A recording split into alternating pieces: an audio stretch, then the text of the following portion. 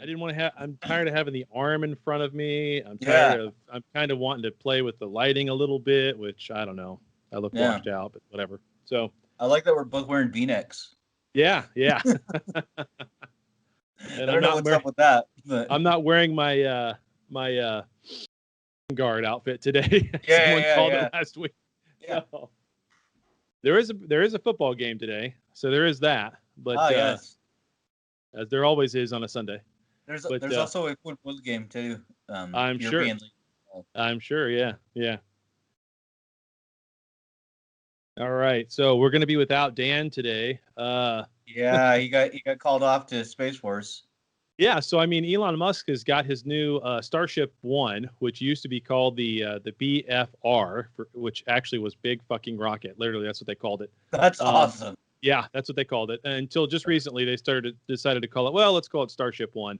It's a gigantic stainless steel thing, and so that's my running theory is that's about ready to launch any time now for a test launch anyway down there in Florida.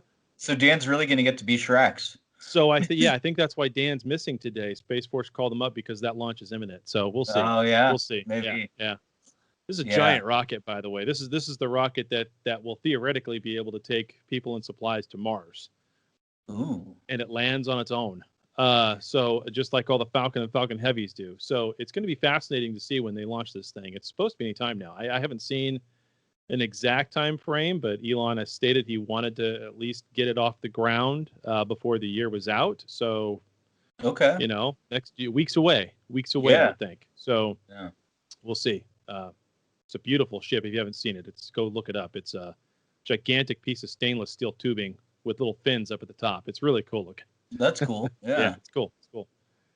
So I saw my new favorite meme this week. Yeah, and it is it's like just some lady who has a smug look on her face, and it says, "My new favorite conspiracy theory is that everyone thinks 2021 will automatically get better as soon as the new year starts." Yeah, people are acting like it's automatically getting better as of yesterday. Right. Today is Sunday, November 8th. Mm-hmm. So that'll timestamp us as far as what happened on the day before. But I don't think that's the case. Yeah, I mean, I know you and Dan are not happy with the results. I'm okay with it. I'm not happy, but I'm okay with it. Yeah. I mean, that's who I voted for, but it's fine. It's not my favorite though of the, whatever. You didn't want the octogenarian? No, I didn't. Either way, even if Trump got reelected, he would have been our oldest president to start a term. You know what I mean? Yeah. So either way, it's our oldest president. So that's weird. Yeah, they're both old. Yeah, they're both old. So whatever. It is what it is. It is what it is. So hopefully not much changes in terms of craziness, and we can get maybe some normalcy will return, I suppose. I don't know. Yeah. I don't think so. I think it's still going to be crazy. I think it's still going to be nuts. I think I don't think much is going to change, honestly, in the next 4, 5, 6 months. I think we're going to be still in this little. I saw someone online say, "Oh, now I can get back to playing." Right, and everybody's like, "Yeah, we can," and it's like, no, nothing's fucking changed. So nothing has changed. What? Yeah, we still got the virus. We still got high unemployment. Like. Yeah. Nothing's changed. Like, yeah. Still got people rioting. Yeah.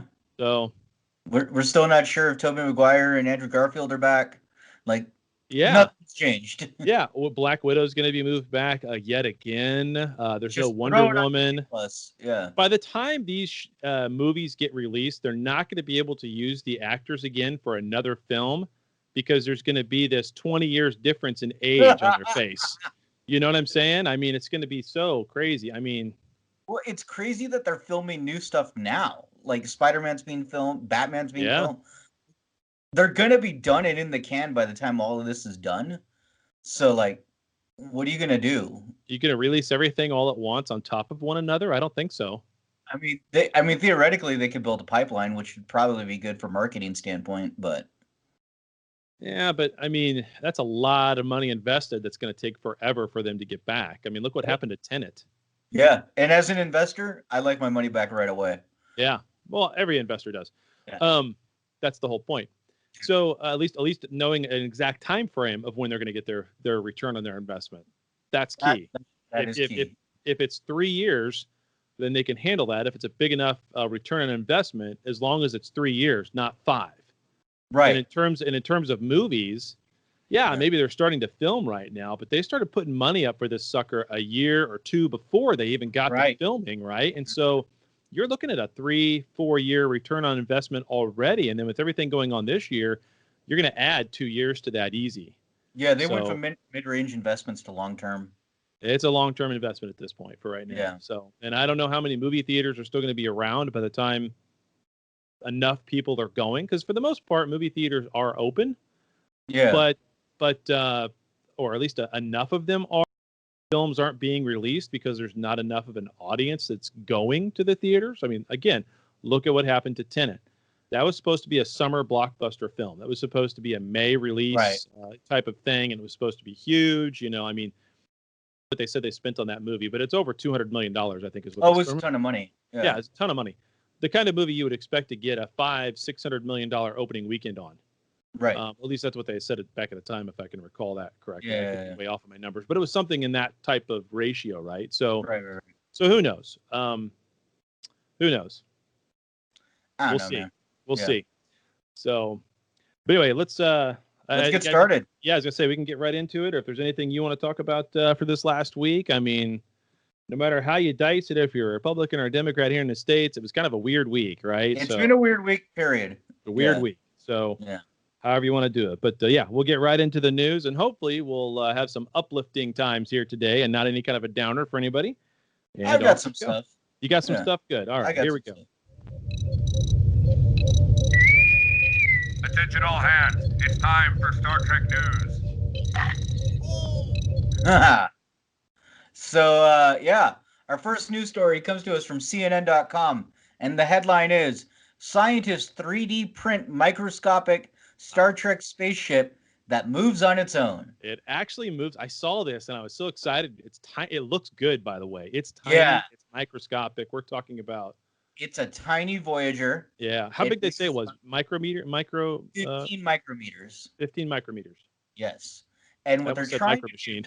Yeah. But what they're trying to do is figure out how shapes move, or how motion is affected by shapes. So they decided, well, we can 3D print goddamn anything we want. So we're gonna make a little Voyager. And they also 3D printed Bodie McBoatface. If you remember when that boat they made over in London or UK or whatever, and they put it up for they wanted to name it, and so they put up a poll and let everybody decide what their names was, and Bodie McBoatface won. Awesome. That's awesome. So they put that in there too. So okay, yeah, a whole bunch of shit. They can do all sorts. So yeah. I'm waiting for an X-wing at this point.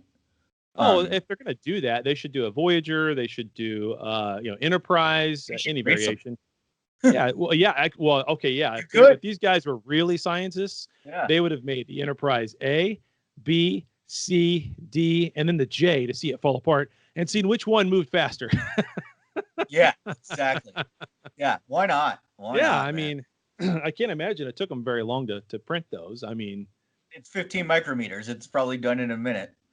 So So they did that. They're just testing motion, which is pretty cool. Meanwhile, cancer and corona rage on, but we're testing shapes. So there you go. Yeah. All right. Just live with it. We're just gonna live with it, people. Whatever. Yeah. It is what it is, man. Next news story comes through from sci-fi-wire.com, and the headline reads, Star Trek's new non-binary star, Blue DeBarrio, talks about their debut. So this was a pretty interesting interview, and the reason I brought it up is it brought up a question that we had. So we've seen on the show that Blue DeBarrio's character, Adira, has been constantly referred to as she or her when they're supposed to be a non-binary character. This is the human with the Trill symbiote in it, the girl, right? Because there's another non-binary. I don't know what. Some other. So there's another one too, but that's a different. That's separate. Yeah. So in this interview they addressed that.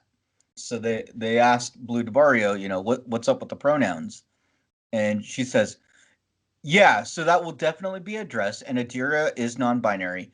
Even when they are using the she and they pronouns for Adira, because they have not shared their identity with the Discovery crew. Yes.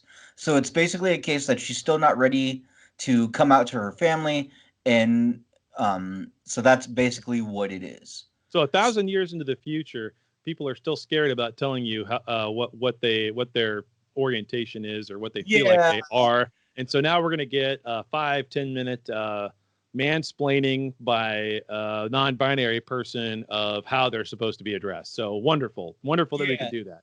Wonderful that we can do that. Okay. Yeah. And I'm fine with that. Okay. Yeah. I want to put that up front. I have nothing against any of that or someone's orientation or any of that kind of stuff. I'm just a little over it constantly being shoved in my face and explained to me as if I don't know because I'm an idiot. So whatever. Yeah, I think it would have been nice if they just like it wasn't a thing, you know? Yeah, Like because it's 1,000 years in the future. How could it still possibly be a thing? It's almost not a thing now. People act like it's a thing, but it's not a thing really. Like no one cares. You know, I think no one cares. For some people.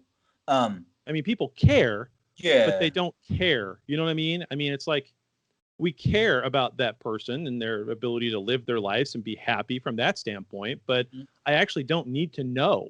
It doesn't matter whether I know or not does not affect how I think about you. It's who you are as a person, your actions, and how you live your life that affect whether or not I care about you or like you or not. It's not, you know, are you shooting people? Are you robbing stores?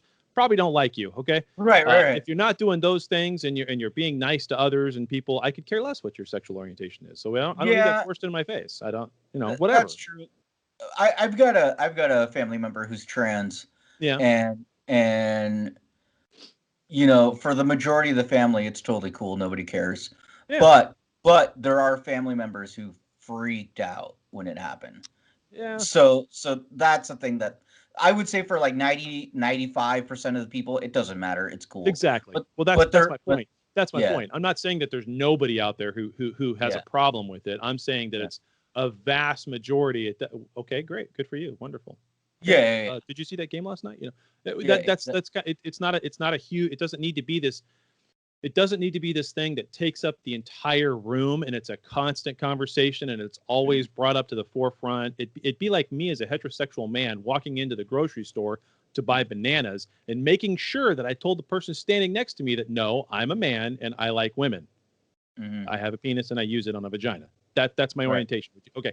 Yes, please hand me the bananas. Like, what the hell? Right. Like, I get where you're coming from, but I also get the other side of it. Like, I do it's too. this weird middle area. Too. It is because it's not like it's a totally settled thing. It's still kind of, you know, I get that, I understand that, and I'm sure I'm going to get hate mail for everything I just said because it doesn't matter what I say.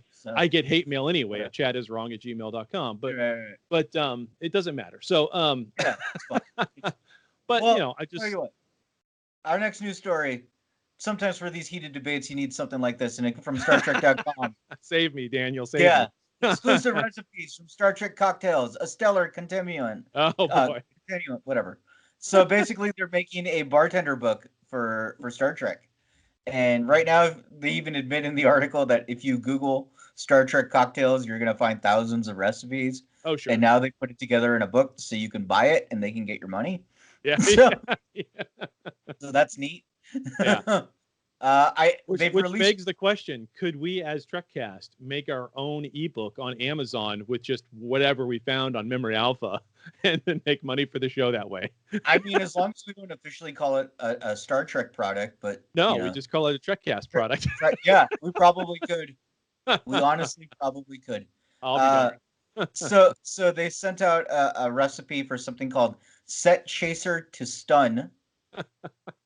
And I posted the recipe in the group so you can make it. Warning, nerd alert, nerd alert. Yeah. Oh my gosh. Yeah. That chaser to stun. Could you be any more? Okay. Yeah. It's got some Grand Marnier, some lemonade or some lemon juice, some orange cacao, and some grenadine in it. I don't drink. Sound too bad. Yeah, I was gonna say I don't drink. I don't know if that's any good, but that doesn't sound too bad. Yeah. So I don't know when this book is coming out, but it's coming out eventually, and Oh, it is available now. Sorry. And it's okay, so we should buy it. I should make some of these drinks live on YouTube. I mean, and I start feel drinking like them. I feel like well, we could get you and Dan the book, and you guys could do like a drunk cast. Oh man, that would probably wind up with us getting banned off of YouTube. Well, if you ever do the political show, you could, Oh, you no. you two could. I am not doing a political podcast. I've already been kind of talked out of it by the family. I'm not doing it. What if we get what if we finally reach out to Darren and get him to mix the drinks for us? Yes, he's a bartender. I mean, He is a bartender, or at least was. I don't know what he's doing now. But you know what? When we finally go to Vegas, maybe we'll reach out to him and have him make him some Star Trek drinks. There you go. And I'll get all mine Shirley Temple style because that's how I do. But that's it. That's my news stories. So. We got a plan. That sounds pretty good. That's a good plan. Yeah, that's a pretty good plan. I would say so. Sounds good to me.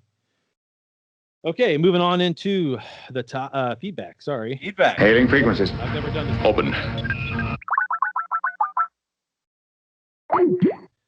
All right, what do we got, Daniel-san? Yeah, so I posted in the group that we were recording, and I also posted the because we've seen a lot of maps and people's thoughts this week, and so I posted the most popular Thanksgiving sides. Yes. Based off the states. This was hysterical. Yeah. I mean, so, do you remember what your state was? I do. What was it? Rolls. Yeah, okay. So I had a question about that. Mm-hmm. What the hell is the difference between rolls and biscuits? Okay. One, the shape. I don't understand the white man's world. Okay. So, as with everything in food, it's almost all the exact same. We just have fancy names for something that's slightly different because we want to. And that's the English language in a nutshell for you. Yeah. So the difference between a roll and a biscuit is a roll is typically kind of a round, obviously. It's more of a round shape. Mm-hmm. And it's the kind of thing that maybe you open up in the middle and stuff something in and eat it, like some butter or whatever else, or you just eat it as it is, right? Whereas a biscuit is fluffier, it's flakier, it's a cylinder kind of in shape. Typically, a biscuit is, and it's more of a breakfast kind of thing in the white man's world. In the white man's world, yeah. I mean, it's used with like sausage and gravy, or it's used in a sandwich with eggs in the middle. You know, like not a McGriddle because that's an affront to humanity. But I mean, I've had English muffins before. That's well, English muffin's a little different than a biscuit. Okay. Oh, goddamn. I know. So an English muffin and a biscuit's not the same thing. An English muffin is how the Brits do it, and it's a little denser. It's a little thicker, even though it's got some bigger air pockets in it. It's just a denser and less. It doesn't have as much flavor in it, whereas it's more of just a bread. Whereas a biscuit is going to have some flavor to it, and it's going to have more butter in it than what an English muffin does. So in the mix. So there's your differences there. Rolls are typically harder. Biscuits are kind of soft and flaky when they're good. And English muffins are kind of like a roll that's flat and used as a sandwich kind of thing. I don't have a clue as to why all that's like that. It's just This is as confusing as the Mexicans pan dulce. They all look different. They all have different names, a concha, a porquito. I mean, they're all... There's literally one called porquito, and it's in the shape of a pig. Oh, my gosh. I mean, it's great. It's delicious. Like, what's really the difference between a burrito, a tamale, and a tortilla, not a tortilla, but an enchilada, right? I mean, they're all the same thing. They've all got some kind of corn something corn exactly, but it's some sort of wrap around meat, right? And it's either with corn or with corn. This is why a hot dog is a sandwich. Exactly. So Idaho disappointed me by being its top thing was a green bean casserole, and just green bean casserole is okay if it's done right, it's delicious, but unfortunately my mom does not know how to cook. So I grew up eating her green bean casserole, and it's the worst thing ever. So when it comes to Thanksgiving, most people like to have green bean casserole with it. Not this guy, because it makes me want to. Right now, I'm actually getting a little, from having to eat that stuff. I mean, it wasn't very good. So hopefully, if Dennis Riker is listening to this week's show, he doesn't tell my mom. So, but It's not very Well, good. hopefully he won't. Yeah. No. Now my wife let's- can make a good green bean casserole. She can make a good one. So I've kind of come around to that. But someone put in there that gravy was their side. Gravy is not a side. Gravy is something that you pour over things or dip things like your roll into. You don't dip a biscuit into gravy unless you're having biscuits and gravy. That's a different kind of gravy. But the gravy they were talking about was the brown gravy, right? So that is the kind of thing you drizzle over your turkey or you dip your roll in. That is all that gravy is used for. Anything else, and it's not right. So we have segregated the gravy. Yes. It has to be a specific gravy. Yes, it's brown gravy. That's what they're referring to. You don't have sausage and gravy, the kind of thicker country gravy is what it's really referred to. You don't have that with Thanksgiving dinner unless you're not really trying to have Thanksgiving dinner. You're just trying to have a meal. And Dan's state of New York has my favorite side, which is stuffing. Now that is I a love great stuffing. side. How do you not? Everybody has to love stuffing. I mean, it's delicious. Now, believe it or not, when we had to go gluten-free about 4 or 5 years ago, maybe 6 years ago now, because of the girls have celiac disease, we couldn't have stuffing, right? Obviously, that's bread. Oh, yeah. So there's a lot of things that we can't have, but believe it or not, the gluten-free stuffing that we make now is hands down. I mean, it's got to be 3-4 times better than the stuffing, the regular bread stuffing. I mean, it's just it is better. There's something about, well, number one, it's not as heavy or filling because there's no gluten in it, which is what makes it heavy. Whenever you have a big Subway sandwich with lots of bread, all of a sudden you're stuffed. But if you had that exact same sandwich with gluten-free bread, you would not be stuffed. It's weird. It's that bread, that heaviness that causes you to feel like you're full. So you can have more gluten-free stuffing, and not get full. As weird as this sounds, there's a restaurant over here that makes a vegan nacho cheese that is better than real nacho cheese. Oh, I bet. Yeah. I bet. When we started down this path of all these different kinds of foods that we had to adjust to, the vegan cheese made me just want to. The first stuff we bought it just made me want to. Oh, it's trash. Yeah. It's horrible. But we've kind of figured out which ones are good, which ones are bad, and how to make certain things. And that's when I go on the road and I travel for work, because I do that quite a bit. Yeah. I don't have as easy a time finding gluten-free stuff as like I would here at home. So I feel like I don't eat very well when I'm on the road. Typically because I can only stomach like one meal a day. Some of us don't eat. So, yeah, some of us don't eat. Right? Yeah, you don't eat. 73 hours, man. Holy shit. Yeah, Dude, it's crazy. Twice in the same week. Yeah, twice this week. Yeah. Good grief, man. Yeah, I feel fine. I bet you do. I bet you feel great. Anytime I've tried to do that intermittent fasting, I've only been able to get like maybe 16, 18 hours. Yeah. And I feel really good, but I get a headache. Well, the body feels good. I just get this headache that just makes me a bear. The thing I would tell people is if you're going to do this, it's like running. You don't run a marathon immediately. Yeah, no. Build up to it. Yeah.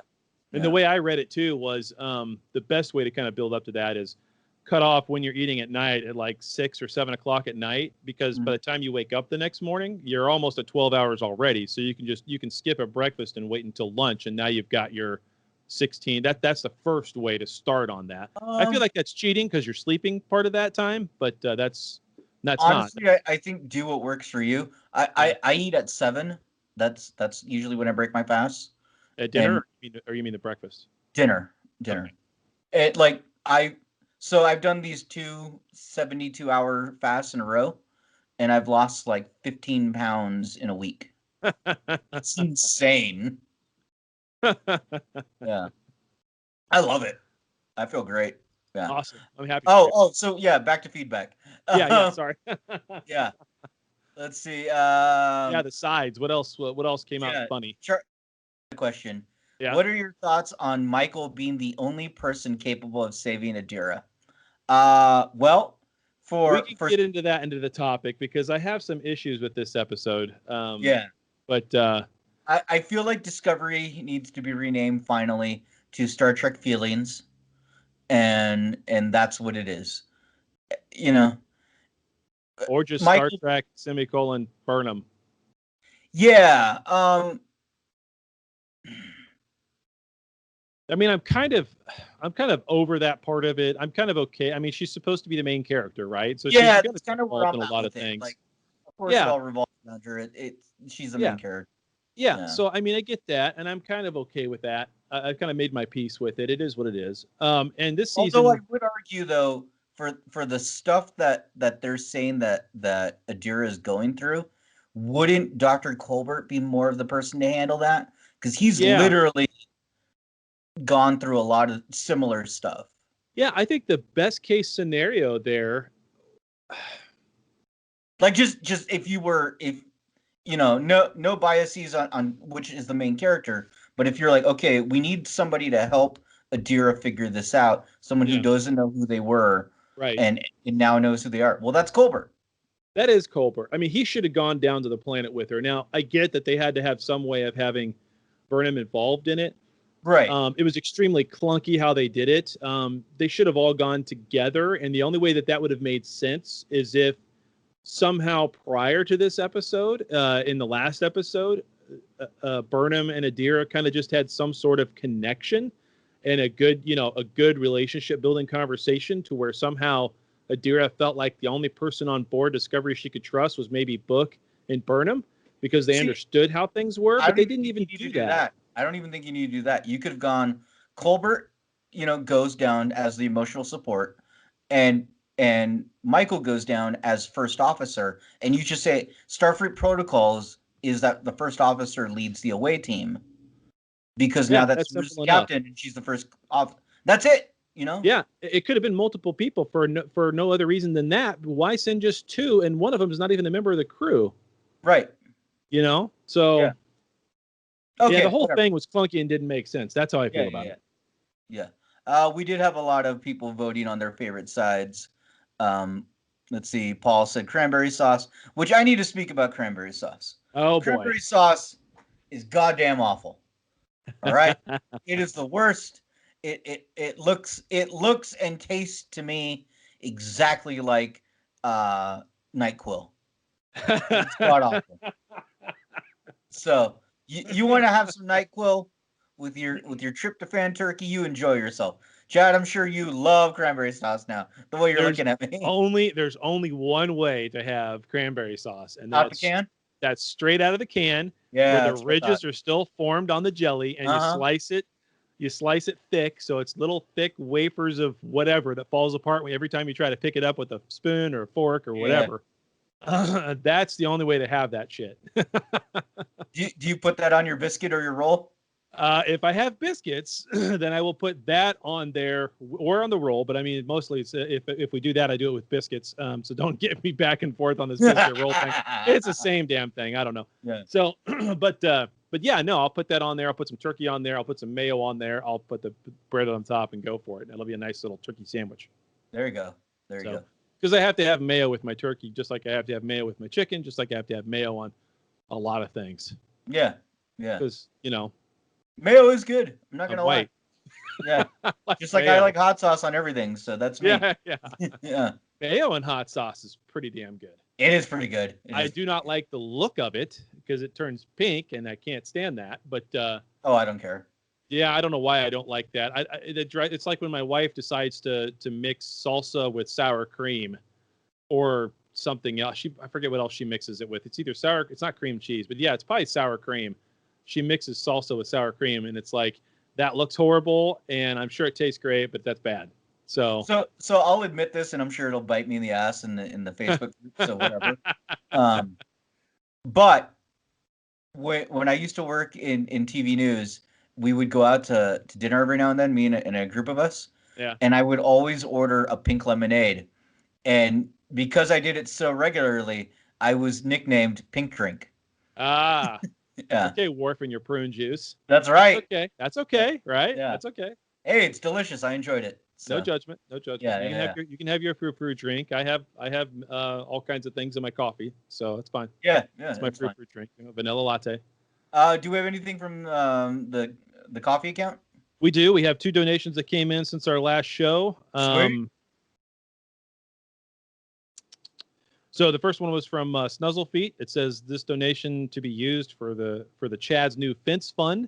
He wants to build that wall. Yeah, I got to build that wall. Well, the fence is done and paid for already, so we'll leave that donation in the coffee account for the show. Yeah. I appreciate it, Snuzzle Feet, but so no, the fence was for the dog.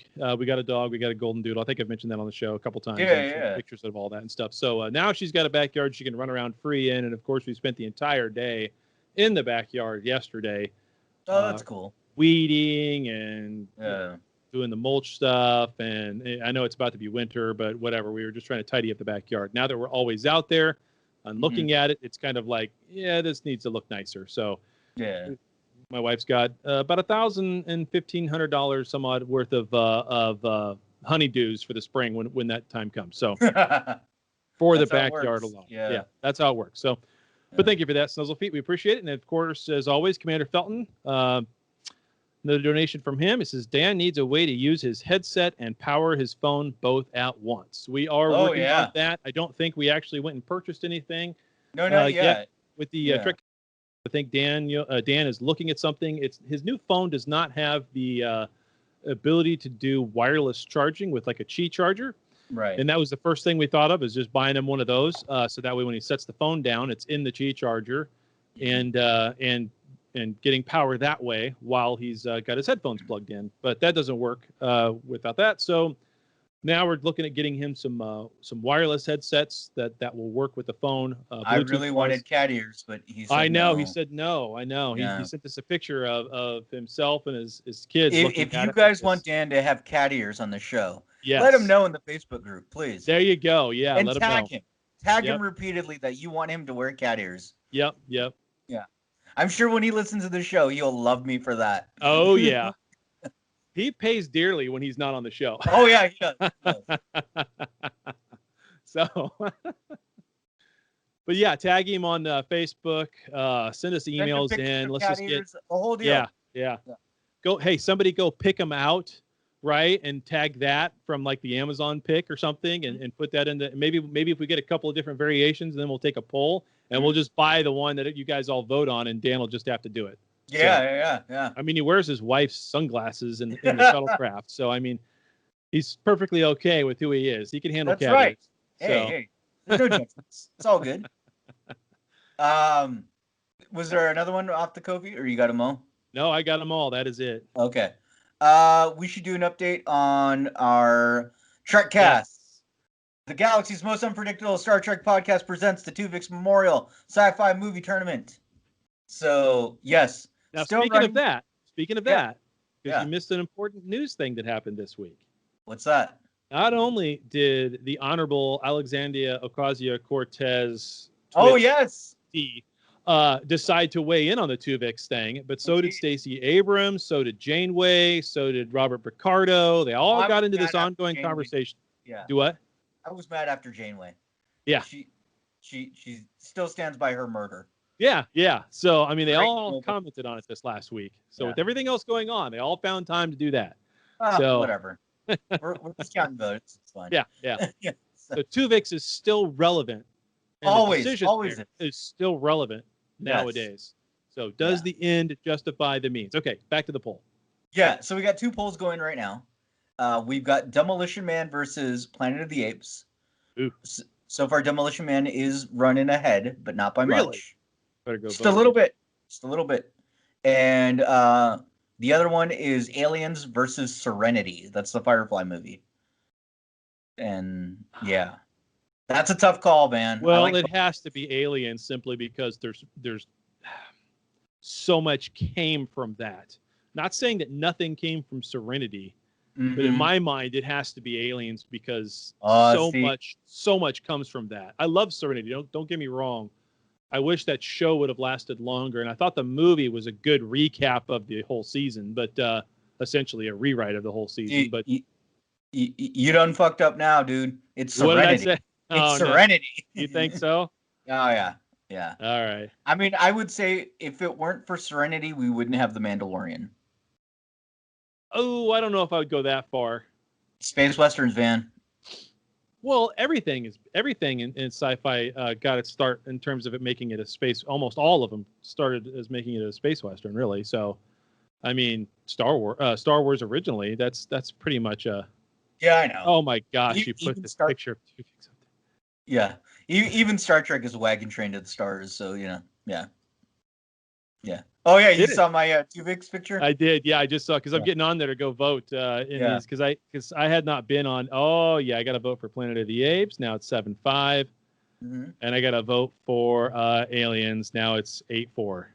So we've only got one or two more matchups for tomorrow, and then the third round will begin. I think I'm going to take a break and wait till our next show to begin the third round. Just we've had a lot of voting. There's been a lot of voting in all of our lives, so we'll take a break and then next episode we'll start again for the third round. But tomorrow's matchups, just so you can think ahead and start planning. We've got Starship Troopers versus the Matrix. Oh man. Yeah. Oh man. Who you got on that one? I don't know. I'd have to go look up that picture because somehow we lost the hard copies we had sitting around. So it's just, the only place it's stored is in Messenger in that photo because it didn't even store the photos to my camera roll, which ticks me off. So anyway, I forget who I voted for, but right now, my pick right now to look at it again. Yeah. Matrix versus Starship Troopers. Man, I would have to go with the Matrix just because it's a little bit, not much, but a little bit more serious and thoughtful in what they were. Obviously, the next two movies after the original Matrix, they just totally whatever. But Starship Troopers, they have what 6 of those movies. Yeah. 5 of which nobody's ever heard of. Right. 2 of which are almost soft porn. Yeah. In how they made them. I mean, it's really kind of gross. But and yeah, I've seen them. Oh, I haven't seen all of them. All of them. Yeah.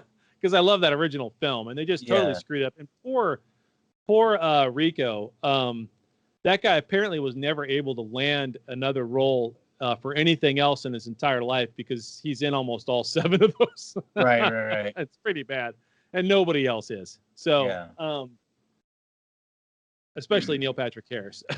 He had far better things to do after that movie. Yeah, no kidding. But he really took off. But and of course Denise Richards. But yeah, I think I would take the Matrix over for those two. That would be my pick. But boy, it's close because they're good movies. They're good movies. They both are, both in their own right. See, I gotta go Matrix, man. Yeah, it's far more influential. It's just a good film. Yeah. They're making another one, so they are. The other matchup for tomorrow. This is gonna be the real Sophie's choice for people. Empire Strikes Back versus Ghostbusters. Yeah. I'm pretty sure this is the matchup Dan is dreading. Yeah, and I'm pretty sure I still have this matchup as well in my brackets, and I'm pretty sure I picked Empire. Probably for the same reason that if Ghostbusters was matched up against The Wrath of Khan, I would pick The Wrath of Khan because there's something about both of those movies. They are essentially the best movies of those franchises, right? The Wrath of Khan, in my mind, is the best of Trek, and Empire Strikes Back is the best of Star Wars. Yeah. So I think it's hard to beat either one of those movies in any kind of a wrap up in terms of their influence, in terms of their impact, in terms of, okay, right now at this moment, which one would you rather watch? Oh, I'd pick Empire. Empire. I wouldn't watch Ghostbusters again. I'd pick Empire. Not that I wouldn't like to watch Ghostbusters, but if I could choose one or the other, I'd probably go with Empire, unless I just had the same choice last night and watched Empire last night. Then I might watch Ghostbusters tonight. Right. Maybe. So, you know what I watched last night? What's that? Star Trek in the Darkness. Oh yeah. Yeah. Because I felt like it. I'm like, well, I'm eating today finally. Why not? Yeah. I would also pick Empire. I love me some Lando Calrissian. And that's his movie. I did not like Lando Calrissian in the Last Jet. What was this latest one? The whatever. Yeah. The Rise of Skywalker. Yeah. I did not. I was happy to see Billy D. Williams. That's one thing. I was happy to see that they brought Lando back in because why wouldn't they? Yeah. But how they did it was just. It was very shoehorned. Oh man. Yeah. Why in the hell is he there? Oh, well, I'm looking for the same thing, and I've been here for 20 years and I've never left. What enough? My absolute favorite is if you go on YouTube and you look up old Billy D. Williams interviews from back in the day when he was out promoting Empire and Return of the Jedi. He clearly doesn't give a shit about any of this, and like he's just like, they're like asking him like, oh, what do you think about this, and he's like, whatever, man. He's like, he's just out to have a good time. He's probably a little bit drunk. Doesn't care. Like it's great. No. Yeah. But yes, so the tournament continues. We're gonna have some great matchups in the third round. There's some that I see that are gonna be tough for people too. I'll give you one third round preview matchup. We've got Terminator 2 versus RoboCop. Ooh boy. Yeah. Oh man. Yeah. Flip a coin on that one. Yeah. I mean, we'll finally answer the question: who wins versus Terminator versus the RoboCop? So that's going to be a tough one. Yeah. I mean, flip a coin on how I feel at any moment, which one I'd pick. That's probably where I sit right now. Yeah. So, wow. Yeah. That's tough. Yeah. So I think my final brackets are totally screwed, if I remember correctly. I think my final. Well, I know what my number one pick overall is, and I'll just go ahead and share that, whether that's right or not. Yeah, whatever. Was Close Encounters of the Third Kind. Yeah. That's out of all of those. I mean, you know, if you looked at my I know you looked at my brackets because you were like, those are interesting choices. Well, yeah, I mean, I tend to lean towards, in terms of like the best science fiction film of all time when you're taking Trek out of it, I tend to lean towards more of not necessarily the classics, but the ones that were, in terms of my life and my childhood or just growing up, the ones that really made me think differently about things. If you walked out of the, if a movie impacted me from the standpoint of when I walked out of the theater, I had a different mindset about certain things or whatever it was that they discussed in that movie, whether it's a sci-fi movie or not. If I walk out of that movie theater thinking about that already, that my mindset on something has changed or that they're persuaded me in some way or maybe think about something in a different way that I had never thought about before, those are the movies that always stick with me. And that's very rare to run across movies like that, especially nowadays. I mean, it happened more so when I was a kid because obviously I was a kid, right? Right. So, and now when you're in your 40s, as all three of us are now, Indeed. you're Yes, in your we all 40s are now. You all are now. And when you're in your 40s, you're a little bit more jaded by things. You're a little bit more cynical. You kind of have a different eye and perspective on things. And so there are things that still surprise you. There are still things that make you kind of, oh, really? I never thought about it that way. But it's less and less because you've got 40 plus years of experience right. that you've built on. So, and that's just the nature of the beast. That's just the way it is for everybody. So, but that's very rare for that to happen. And still, when I go back and watch that movie, and I do about every couple of years, I'll go and watch that movie. It still makes you think. And it's like, if they remade that movie right now, you know, I'd say probably 50 to 60% of people under the age of 40, maybe 35 and less, have not seen that film. They've never seen that movie. So if you I never have, honestly. You've never seen it? Close Encounters of the Third Kind, no. Holy crap, dude! You got to watch that movie. Whether you remade it now with modern effects or not, and whatever, as long as you stay to that story and stay to those characters from the original, I bet you it would have about as much impact today as it did back then. I'm almost willing, and anybody watching the old one would still come across from it like that's different. That's really that was really different. It was really well done because I don't think, you know, it's kind of like the way the movie, I know it's on there, and I think I already have it off of my bracket, or I think it got voted out. What is that one with the redhead from Superman? Where the aliens speak in shapes and there's a little bit of time traveling.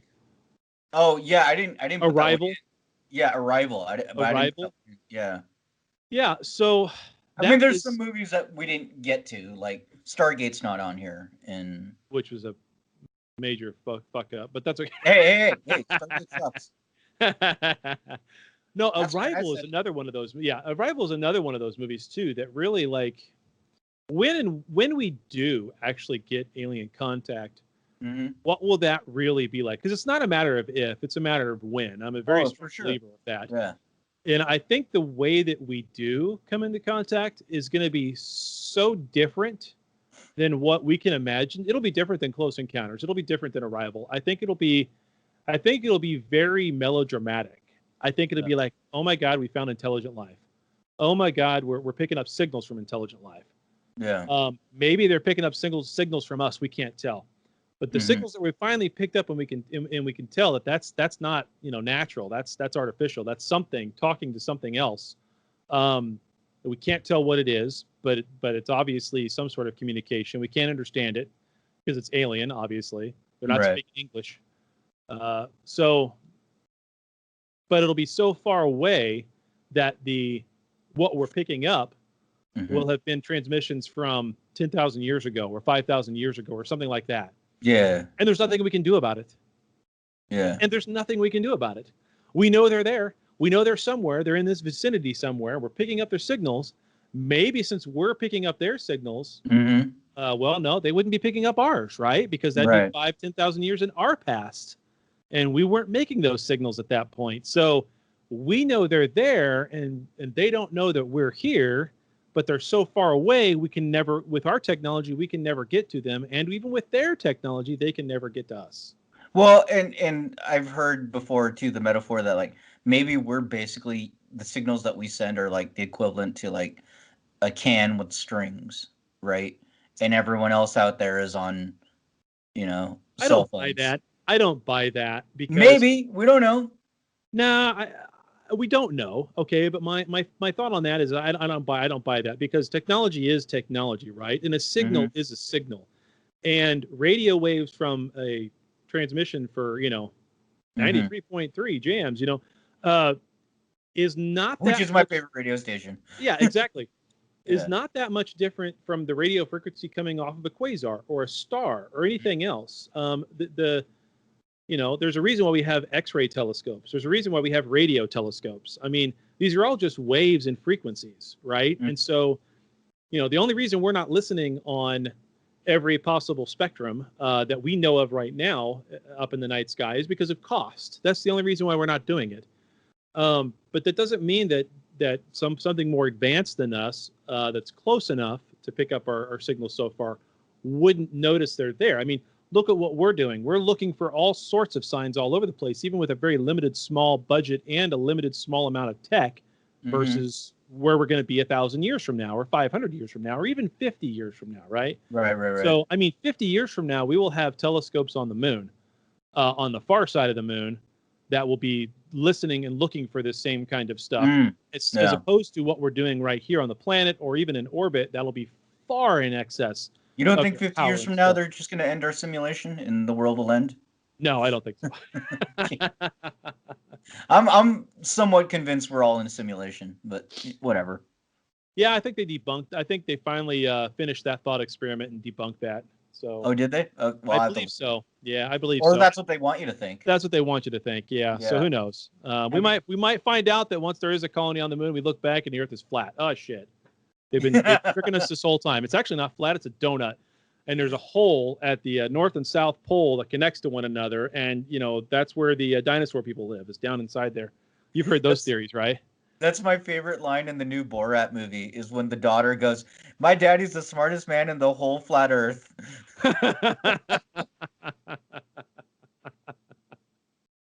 I haven't seen that.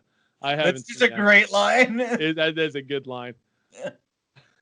All right, let's get to the topic. Yeah, we just went off on all of that, didn't we? Yeah. Talking about Star Trek in this week's topic. Talking about the Star Trek in this week's topic. Okay, so this week's topic obviously is episode 4 of season 3 of Discovery, Forget Me Not. And L. Culpepper directed, written by Alan McElroy, Chris Silvestri, Anthony Marinville. Obviously came out on November 5th, 2020. And I've got the synopsis if you want me to read it. Yeah, go for it. Adira cannot remember how she came to be the host of Tall Symbiote and cannot access the memories of previous hosts, such as Senna. Burnham takes her to the Trill homeworld and hopes that the Trill can help her unlock memories. The Trill are also no longer part of the Federation, but welcome Discovery due to their need for new symbiote hosts. However, many Trill refuse to believe that a non-Trill could host a symbiote, and Adira is turned away. A group of Trill attempt to kill her and take the symbiote, but Burnham stops them, and a friendly Trill, Guardian Z, offers to help.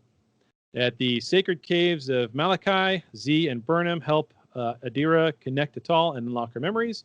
When Senna died, Tal was transferred to Gray, Adira's Trill boyfriend, but Gray was killed shortly after, and Adira offered to become the new host to save Tal and the memories of all the previous hosts. After unlocking her memories, Adira is able to communicate with Gray. Meanwhile, Saru attempts to improve crew morale with the help of Dr. Hugh Culber. What a screwed up synopsis, because that's like 16 sentences all about Adira and Burnham and one line about what's happening on the ship, which takes up a good portion of what's going on. And there's more to it than that. So that's kind of a screwy synopsis, but that's okay. Yeah, they basically have a very awkward Thanksgiving dinner. They do.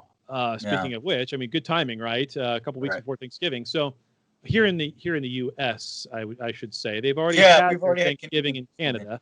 Yeah. So they've already had it there. And of course, elsewhere in the world, they don't have Thanksgiving Day. They just have a thank you, I got food today.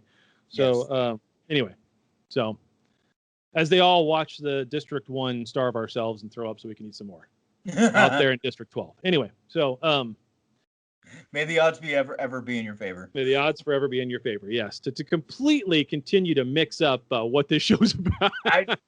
It's all over the place. It is. That's who we are. So today it's two guys come together and talk about anything and everything, and Trek holds it all together. So Mike had a question. Or not a question, but he said, $20 says Colbert messing up the haiku in episode 4 was a line flubbing read, and they just decided to go with it. Well, according to Nathan, he said that he watched the Will Wheaton show and that they said that was actually in the script. I did not watch the Will Wheaton show this week. I was too stressed out with everything else, so I didn't want to deal with it. Also, I am currently listening to Ready Player One while I'm in the gym, and I've got enough Will Wheaton in my life. Yeah, so that's a good book. I love that book. I'm very okay with it. Yeah, I'm halfway through.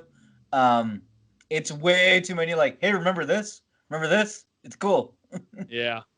Yeah. It is very heavy on that, but that's part of the thing it's very heavy on that. It's part of the thing I love. So yeah. But no, so okay, Mike, you owe us $20. You can send that over to the coffee account. Yeah. We need to get some cat ears for Dan. There you go. Yeah. No, God, somebody donates and puts for Dan's cat ears. I'm gonna laugh so hard.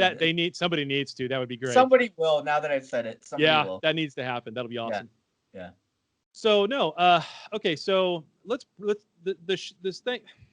There's two stories here in this episode. Okay. Yeah. So let's talk about what happens on the ship first, because ultimately, I don't know if. I think ultimately what happens on the ship is going to have more impact, obviously, in the rest of the season than what happens on the planet. Okay. So not that what happened on the planet didn't have some impact or some meaning, because it did. And there were some very sweet moments with what happened on the planet. But at any rate, let's talk about what happened on the ship first. So Saru is having a hard time with everybody who's stressed out. Everybody's on each other. He knows that they're stressed out because, we get this nice opening of Culber, actually. Like, this is the one good thing about this. We got our ship's log. It's been forever since we've gotten one. Yeah. So, I mean, what's nice about this episode is we actually get to see some different character interactions that we haven't really been able to hash out yet. And clearly they're all suffering from PTSD. And Culber's a shitty doctor for walking around smiling, waving a wand, and not trying to offer any therapy. I mean, what in the hell?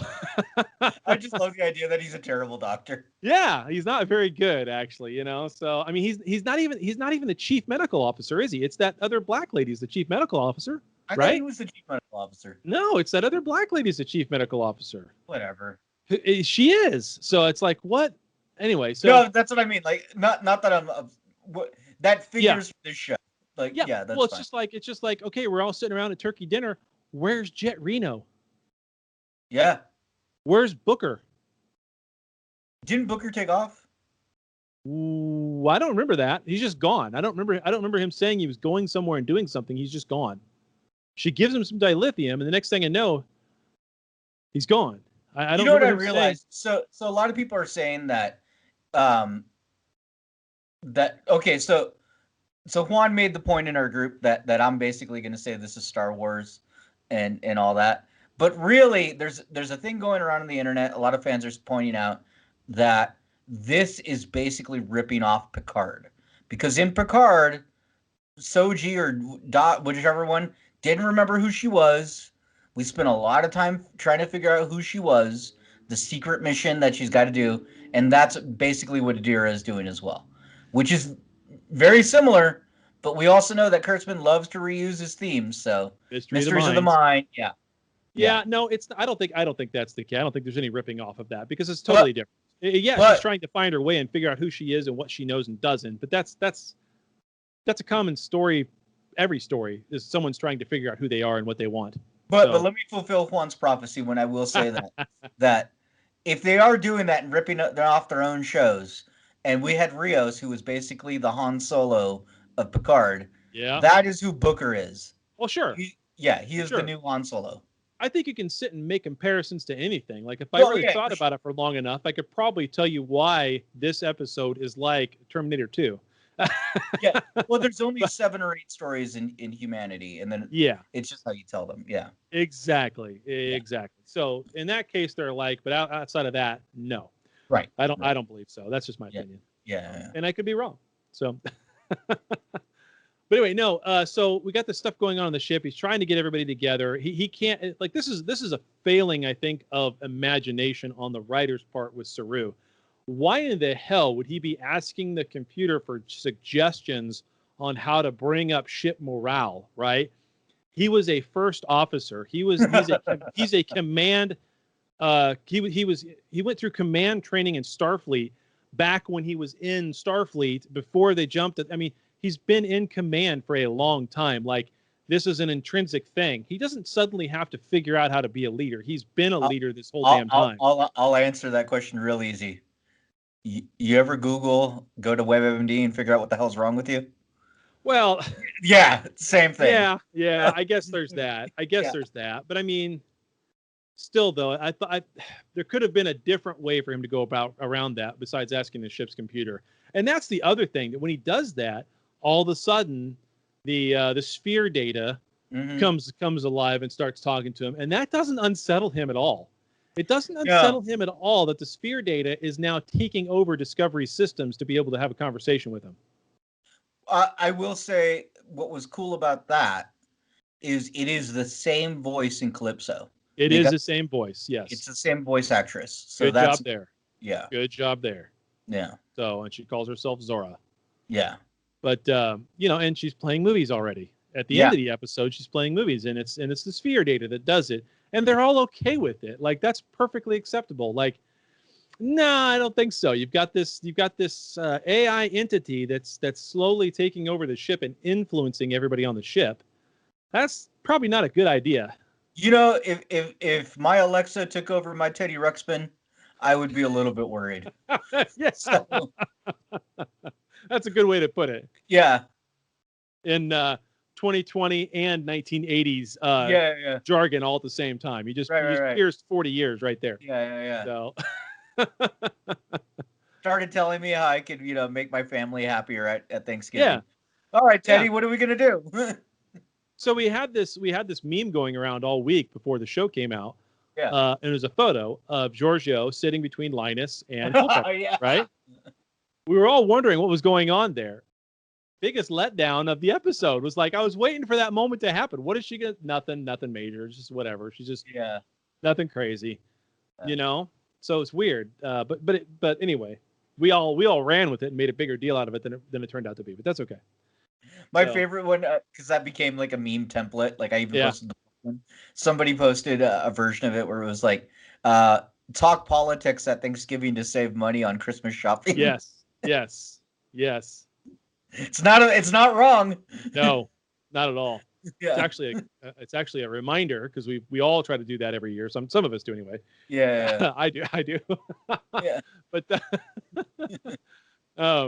anyway, it just makes sure I get less crap. So there you go. But no, okay, so happens.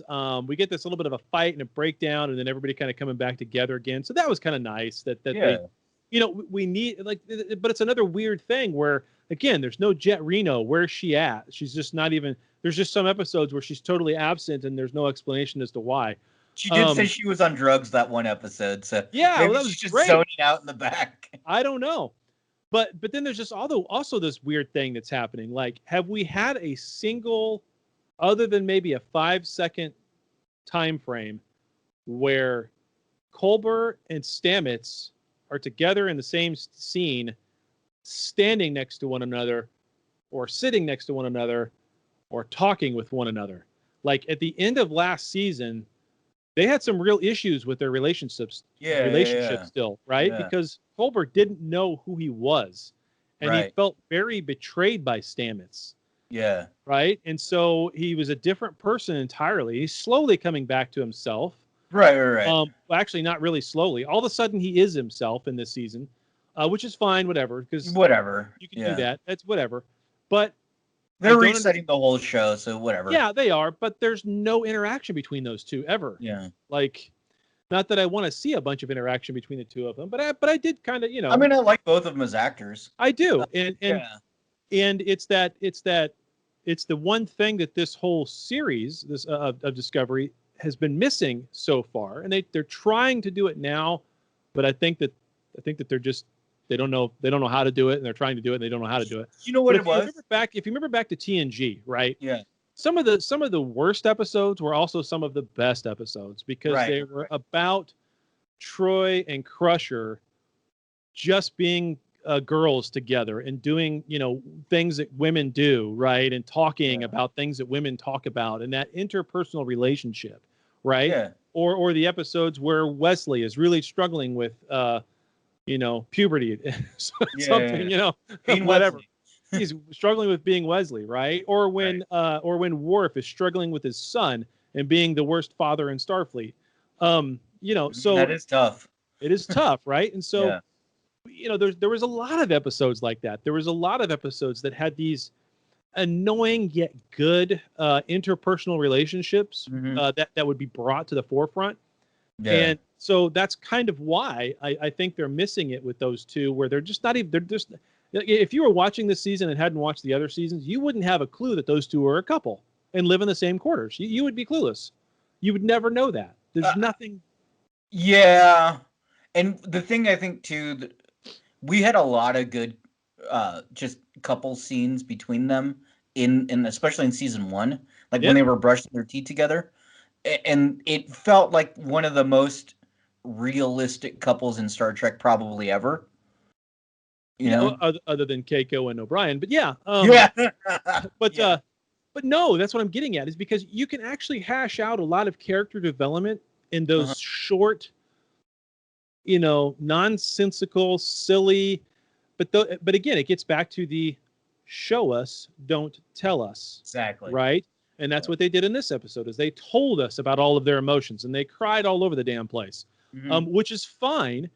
But they need, and they showed us a little bit, right? That's what I mean by they're kind of getting to it. They're being clunky about it, but they're kind of getting to it. Yeah. And the other thing that they're doing too, that they seem to be slowly turning the Titanic towards this. Not that it's going to sink, but whatever. Right. They're slowly turning the ship towards it. It's turning into a little bit more of an episodic series this season, right? Yeah. Each episode kind of builds on the last, but it also stands alone, right? Yeah. This episode more so than the other three. It's becoming Planet of the Week. Correct. Well, and that's cool. That's Star Trek. That is Star Trek. It's Alien of the Week. It's Planet of the Week. It's Ship Encounter of the Week. It's whatever. So, and next week is going to be obviously the encounter with Federation and how that goes, which obviously doesn't go well. They got the guy from Mummy in there. Yeah, nothing's going to go well. So yeah. Well, it never goes well. That's the show. That's the show. It's 2020. Okay. Yeah. It fits. To be fair, there was never an episode of the TNG where they were just like, "Hey, this is great." Right. I mean, even when they met the Binars, and they were supposed to get their ship upgrades, everything went wrong. Right. So that's how it works. That's how it works. So that's just what it is.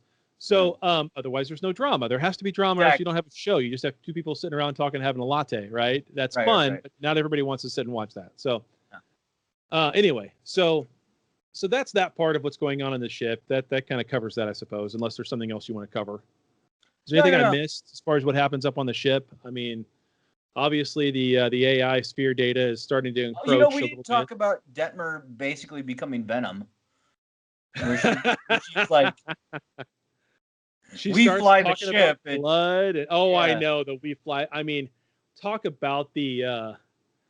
Yeah, I didn't like that, but I kind of understood it. I mean, she's clearly got major mental issues she needs to overcome, and she's got some sort of woe is me. I guess it's not a woe is me, but it's more of I'm the more important one here, not you, kind of thing that was happening there, and that's so unbecoming of anybody, especially a Starfleet officer. But we do have to remember that these people were pre-Kirk, right? Right. So the Starfleet at the time of Archer didn't follow any of Starfleet's rules because Starfleet he did whatever exists. he wanted. He did whatever the hell he wanted, right? Right. So, and even at the time of Discovery, when it started, pre-Kirk, and even early days of Pike as being a captain, really, Mhm. It wasn't the Starfleet that we knew in TNG eras, right? And so, we have to kind of take that with a little bit of grain of salt. In terms of their attitudes and how they talk with one another, they're not quite at that level of what TNG was 100 years later, and that's understandable, right? When you're at peace, when your entire planet or your entire sector of space is at peace with itself for over 100 years, that culture is going to shift. Yeah. So it's just the way it is. So anyway, so I kind of got that. I thought it was a little over the top, but it did a good job at least of explaining out where her head is at, which again, these are characters who have not been developed until this season. Right. They haven't. I mean, how many times have you seen Kayla Detmer talk? No, not much. More so this season than the last two all combined. More so in this episode almost than the last two combined. And her co-pilot still never hardly says anything. The black lady with the long hair. I don't know what her name is. Yeah. Anatomy? I don't know what her name is. She was in. Didn't she go down to that one planet with Pike? The like old church planet. I believe so. Yeah. Yeah. So, that was her episode. That was her episode. Yeah. See, that's. Yeah. Anyway. That was a season ago. That was a season ago, and it was one episode. But anyway. Yeah. So it is what it is. But I mean, they are at least trying, I suppose you could say, in terms of getting back to that. And it wasn't a horrible episode, but it just wasn't. I don't know. It just had too many. In the scene. Okay, so now I guess if there's anything else we need to cover there, we can switch to the planet. Or was there something else I missed on the ship? What else did we miss? They basically were eating the food from Hook. That was an extravagant meal he put out. Yeah. So but they have plenty of power, so they can replicate. Linus was enjoying it. He was like, yeah. Again, why is Linus there and not Jet Reno? Why is the chief medical officer not there? Why is the chief engineer not there? Yeah, I don't know, man. There's some weird things there with that. I don't understand. Yeah. Those are just people that Saru considers to be important, I guess. So, and I have to go back, I guess, and look at who exactly was sitting at the table, because maybe I'm going to go back and watch it again or look at it again and realize that they were sitting there. They just didn't have any lines, and you didn't notice them. I did have a question for you. Yeah. So at your Thanksgiving, do you guys sit around reciting haikus? No. Yeah, that's never a thing I've done. But I'm gonna Google it. What? What are you Googling? Oh. Yeah. The other thing that I thought was kind of interesting, the Trill planet being, it's weird how everybody is so guarded and so like, you ain't from around these parts. Well, I understand that part. Okay, so we'll switch to the planet. Yeah, and I'm looking at it now, and no, Jet Reno's not at the table. Yeah. The comms and tactical officers sitting at the table. Linus is at the table. Security officers at the table, but she gets no lines. Right. I mean, she's been in a couple episodes now and has said no words at all. Okay. Yeah, Stamets is sitting next to Culber, so that's good. Yeah. And then what's her name? Detmer's all the way at the end. The Venom. other head of the table. Yeah, Venom is at the other head of the table. So I was correct. Yeah, Jet's not there. The chief medical officer's not there. The chief engineering officer's not there. A lot of people argue that is Stamets, or that it says somewhere that it's Stamets, but he's not in engineering, for God's sakes. So somebody's in engineering, right? I mean, anyway. So, no. Yeah, so I do. Now that you say that, I do remember that they said that he's the chief engineer. I don't understand that. I guess at this point, I mean, he's basically the engine. yeah, where the warp core is, they're not using it. They're not warping around anywhere. Right. So they're just jumping. So I guess there's that. It's a different thing. So I guess I'll get off my high horse with that. But yeah, no, nobody sits around Thanksgiving table saying haikus or having. I mean, like when they were first saying that and then saying, "Hey, you do that," and I'm sitting there going, "How in the hell would you do that?" Like, is there nobody at this table who would look at you and go, "I can't do that. No, I'm not going to." You know, like everybody at my table would be like, "What's wrong with you?" Yeah, my table would be like, "That's dumb, dude." Yeah. I would rather recite curse words in French. So anyway, yeah, on the planet. So we get this ridiculous reason for Burnham to go down instead of Culber to go down. I think that's just dumb, but whatever. We've already talked about that. So so they go down there, and of course, the second they get there, the Trill are still the Trill they were 1,000 years ago, with their nose up in the air. Only a Trill can be paired with a symbiote. Right. Which physiologically speaking, no, that's like you would think that they would realize at some point that that's all just a front, right? And that everybody else around them would know that that's a front. Probably, but so, I imagine it's a lot like the way that royalty is treated in our planet, in that really there's nothing special about their bloodlines or anything like that, but we just say, oh, they're of royal bloodline. Right. You know, same thing with the Trill. Like, only a Trill can. Well, yeah, because that's of course they're going to say that culture. Because if they're going to say that because if they don't have the symbionts, there's nothing special about them. Right. So all of that I get. And I actually kind of probably, if I was going to write that, I probably would have written it the same way, because that kind of holds true to what they were in DS9 as well. Yeah. Even though it might be 1,000 years in the future, that's fine. Yeah. But you brought up something very interesting. Every planet would be very insular to itself if there was no more warp drive. Right. And it would be very few and far between that another ship would come through, because the distances to get from one planet to another, even if they're in the same sector, is going to take a long ass time. Right. If you don't have warp drive, it's going to take. In fact, you wouldn't do it. You would die. Yeah. You don't have generation ships. I know they brought that up on the flashback. I'll get to that, but you would have to have generation ships. So it doesn't make sense. So with that said, what I don't understand is how is it? I mean, Earth obviously wasn't peaceful, so I get that. But how is it that at Trill, they don't have any kind of defenses at all? Like, Discovery popped in and brought them up on comms. They're like, the Federation, yeah, great, come on down. And there's no, like, just anybody popping up on Trill could just go down and take their resources. You know, if somebody warped in, they could just harass the shit out of them. They wouldn't be able to do anything. There's no ships in space. There's no satellites. There's no nothing.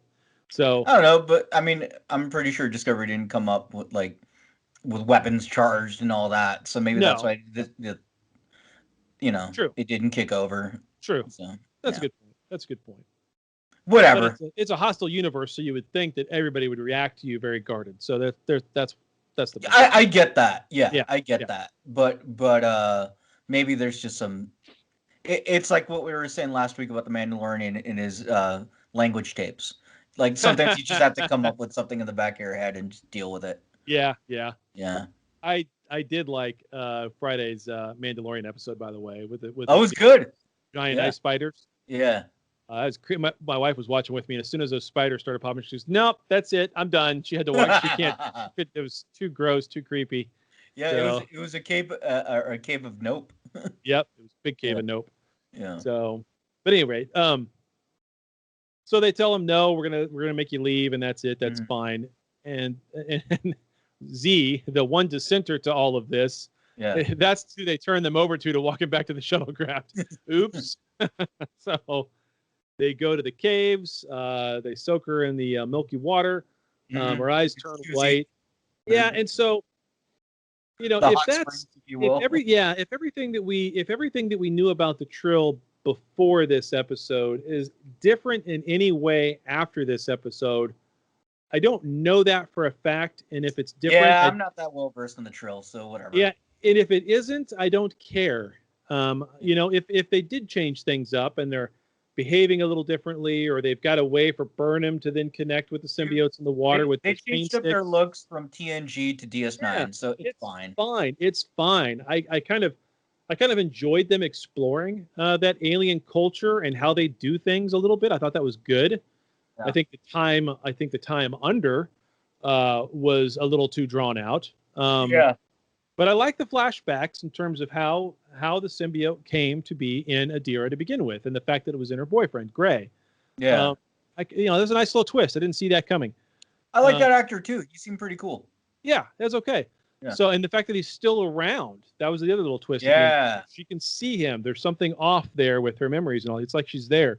Well, that's a consequence. Zia would do that too. She would have that special ceremony, and then she would see her.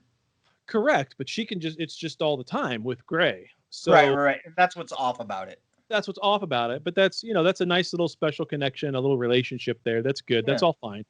But it was a little drawn out of how they're doing it. But the big thing, obviously, that comes out of all of that is she's safe, she can get the memories, and she now knows where the coordinates are for them to go to the Federation.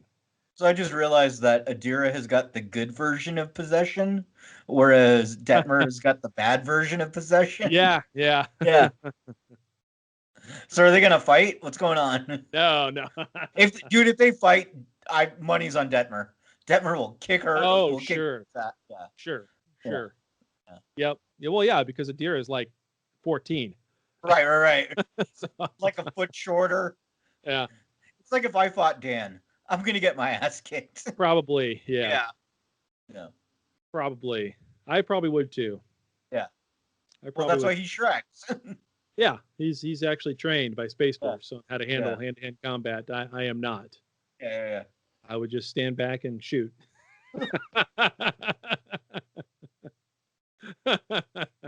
Yes. I just think we talk about this. Yeah.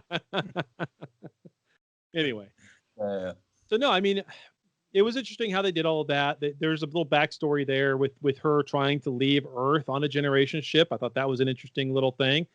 I don't know when, it's interesting, but I don't understand what they were doing, sending a generation ship out just a year ago when they have these constant raids from Wynn that they don't know who it is or where they're coming from, but they're stealing stuff, and we're trying to be insular and we're self-sufficient. We don't need anybody, but yet we're sending out a generation ship.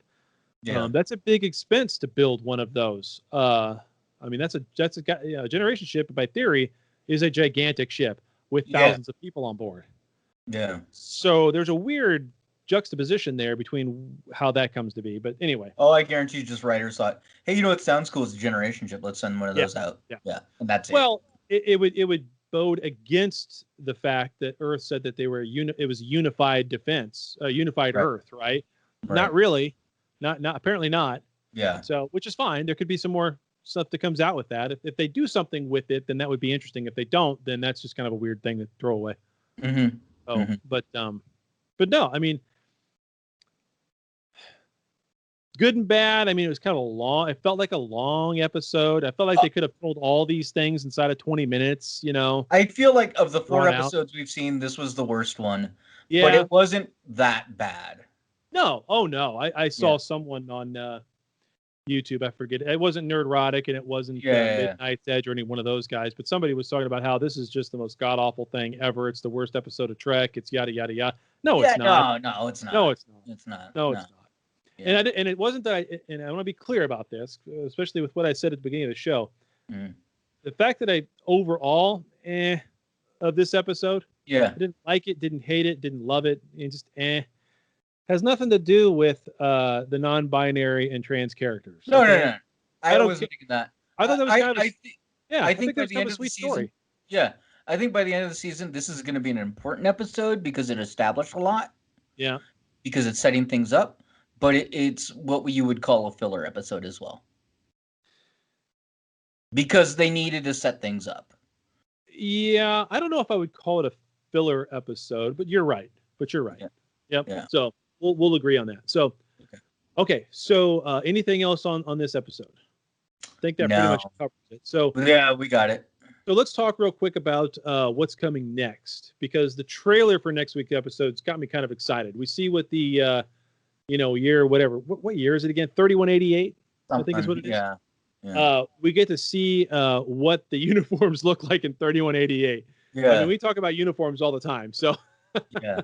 it was a little bit of a cool. They're like gray jumpsuits. Yeah, it was kind of like cool, and it was kind of like that's not much different than Culber's uniform. Yeah.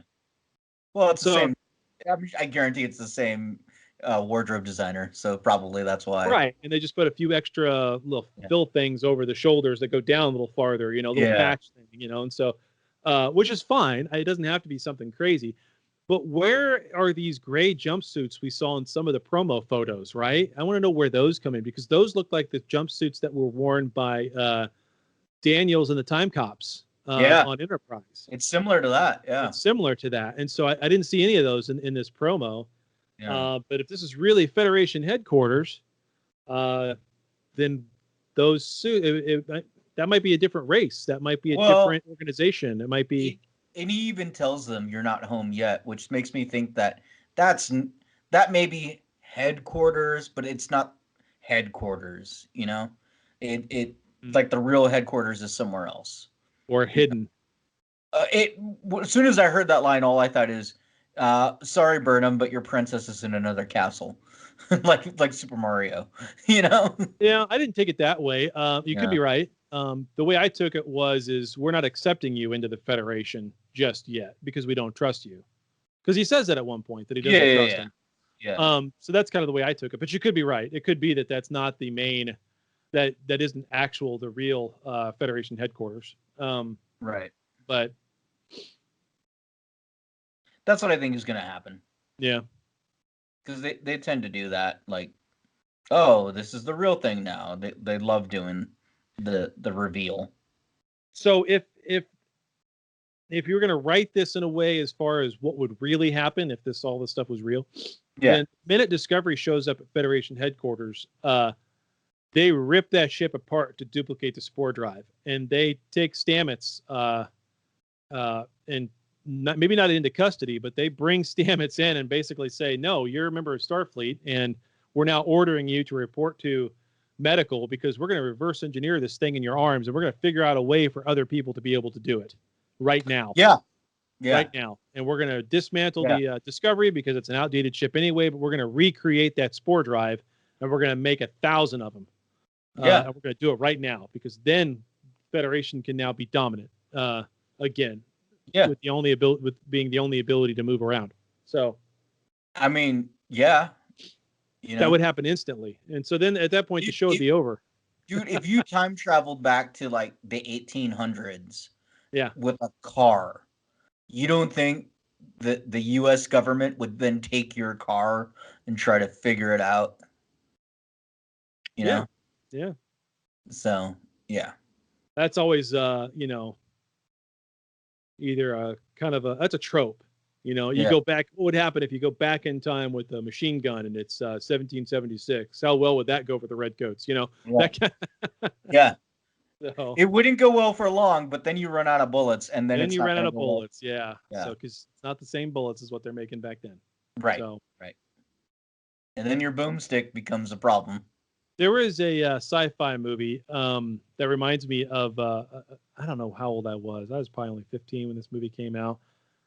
Maybe you remember what the name of this movie was, but it was a kid who found a backpack like out in his barn or something in like rural area. I don't know where. Just picture a rural town. He finds this backpack and it's got this little stick on it, and he figures out that it shoots like the most powerful laser beam you can imagine. Like when he fires it, it like not only takes out the water tower 3 miles away, but it keeps going. It just keeps going. Yeah. I don't That's remember the name of this all movie. I can remember of that movie, but I Yeah. remember it being kind of interesting, and that everybody was after him because they wanted that technology. Because obviously everybody knew there was this giant laser that got fired that went all the way around the Earth and never stopped. It never all the way. Well, it kept going and went out into space. I guess it just on a tangent trajectory and never stopped. I forget what that. But anyway, that's the government was after him, trying to take it from him. Aliens obviously wanted to take it back from him because they lost it. It was like a dying alien on his ship, or I forget. Anyway, that's about Deadly all. Weapon from '89. Deadly Weapon. Yeah. Teenage boy, both bullied at school by the seniors and at home by his abusive father, finds an experimental laser weapon in a river and ponders revenge. Maybe that's it. Yeah. It looks like it. Yep. Yeah. It looks like. Yeah, that's it. That's it. Yeah. Because he goes nuts with all these visions in his head. Mm-hmm. He's got. I've never seen this one. Oh, you got to watch that. You know, there's a group of guys that does this podcast called Film Sack. Yeah. And they all get together and they watch like these horrible B movies, right? Yeah. And then they just trash them and talk about them. We need to do that for sci-fi movies. Yeah, we do. So like this one right here. Yeah, that's the one I was thinking of. Deadly Weapon. Damn, that's good, Daniel. Yeah. Did you Google that or something? Or I did. I'll be darned. Yeah. You're the best. Yeah. This is why you're the show's producer. Yeah. So. Yeah. Okay. Well, I'm gonna have to go back and watch that movie again. Yeah. I wonder if you could even. Let's see if it's streaming anywhere. Is it available anywhere? You look at that, and then okay, what else do we need to come up? Yeah, we already talked about what's coming next. Next episode, they get back to the Federation, maybe sort of quite not home yet. We'll see what happens there. I don't know what else we need to cover for this week. It sounds like we got it. It is not streaming anywhere, but cough. I may have found it on YouTube, the full movie. Cough. I'm gonna post it in the group. Cough. Okay. Yeah. Cool. Anyways, yeah. So something I was thinking about though, we never know how to end the show, and it's always awkward and goofy. And then I saw a clip recently of the murderer Janeway, and she did have the perfect ending for our show, which is dismissed. Yeah.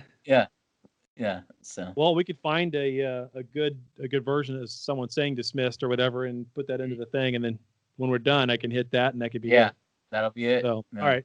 I need to make notes because I'm really bad about this. We talk in every episode. We talk about something that would make for a good sound clip, and by the time did you ever get hated it yet? No, I never got hated it. Oh my god! I know. I was like, I pulled it up. I was like, what was it from Minute on Film that I was supposed to get? And so I was watching. Hated it. Like the hated it. Yeah. Dang it. Okay, I'm gonna write that down. I'm gonna write that down right now. I'm gonna type it into my phone. I don't see any. I don't have a notepad around. Well, that's it. Let's end the show and you can get to it. Yeah, I'll get to it. All right. I gotta edit this thing anyways. So. All right, sounds good. Right. Well, thanks for listening, everybody. Dan, hopefully we'll see you next week with your cat ears. Meow meow. Captain Meow. That'll be his name. Captain Meow. He would be like the cat from Lower Decks, just angry all the time. Yeah. Oh yes, he's a cotillion. Yeah. He's a hairless cotillion. That's why he's angry.